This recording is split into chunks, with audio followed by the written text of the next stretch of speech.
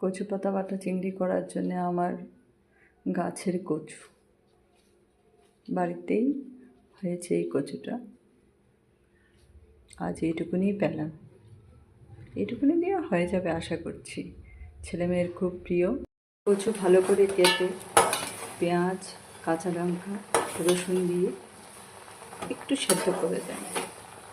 মনে রাখবেন, নুন কিন্তু সেদ্ধ করার সময় একদম দেবেন না। সর্ষের তেলের মধ্যে একটু কালো জিরে ফোড়ন দিয়ে এর মধ্যে চিংড়ি মাছটা ছেড়ে দিতে হবে। কচুটাকে আরেকটা পেঁয়াজ দিয়ে দিতে হবে, ভালো করে ভেজে নিতে হবে। আর কচুর পেস্টটা তখন ঢেলে দিতে হবে।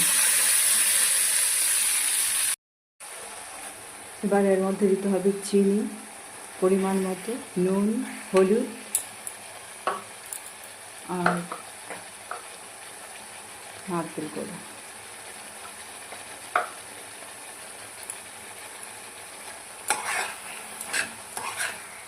এবার অ্যাড করতে হবে লেবুর রস। আমার কাছে পাতি লেবু নেই বা কাগজি লেবু নেই, গন্ধরাজ আছে, গন্ধরাজ লেবুটাই দিয়ে দিলাম।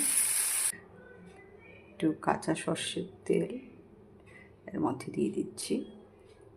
যদিও ছেলেমেয়েরা আর আমিই খাবো, সব তো এখন আর এসব খেতে পারে না, ওর কোলেস্ট্রল হাই। গরম ভাতের সাথে অসাধারণ লাগে।